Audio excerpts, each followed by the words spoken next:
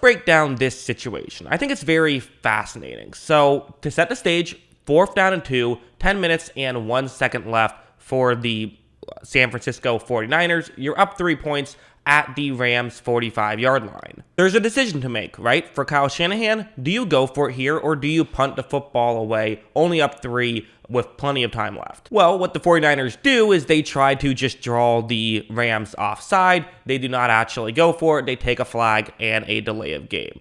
So that's what they decided to do. Was that smart? Well, let's look at the numbers. What the analytics say, according to my favorite Twitter account, the 4th Down Decision Bot, which I highly recommend everyone checks out, they say that the recommendation is very strong to go for it here. And the logic behind it makes a ton of sense. I mean, you look at the percentage chance of you converting if you go for it, it's about 56%. Now, again, this is just in a vacuum, right? This is all teams have on average a 56% chance to go for it. And you can certainly make the argument that the Rams have struggled to run the football, so maybe you don't want to do it as much, and it's actually lower than 56% for you than it would be for some other teams. But here's where I think it gets really interesting and why you can see the logic behind it. So your win percentage, if you punt it away, is going to be about 67%. So you have about a 2/3 chance to win the football game if you do punt it away. After the delay of game, you would punt it and they would get it at their own 16-yard line. So you're going to get the ball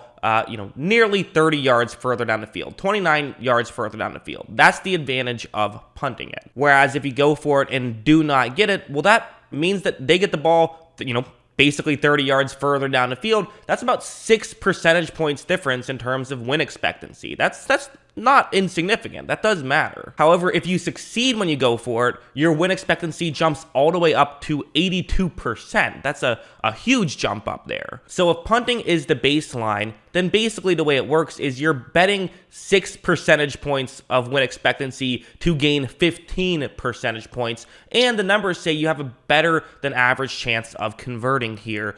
Again, you could argue that's a little bit lower because of the Rams are good. But what's fascinating is this, where if you see after the penalty, the recommendation is still a toss-up and slightly leans towards going for it here, even after the 5-yard penalty. So before the 5-yard penalty, it seems to me pretty obvious that they should have gone for it and tried to win the game. And the reason why I want to bring this up is I don't see a ton of people talking about it. And, people crushed Brandon Staley for some of his 4th down decisions, but it goes both ways, right? You can't crush Brandon Staley for his decisions that don't work out, but then not crush Kyle Shanahan for the complete opposite side of the coin of playing way too conservative here. At a certain point, you have to trust your team to try and win you a football game. You can't play that cautious. There's also this Twitter account, the Surrender Index, which I don't use too much because it's not actually a mathematical formula in any way. It's just something that John Boys, or maybe it's pronounced Bois, I don't know, but the great YouTuber, I guess not YouTuber, but guy who works for SB Nation, who makes YouTube videos, and he made a video sort of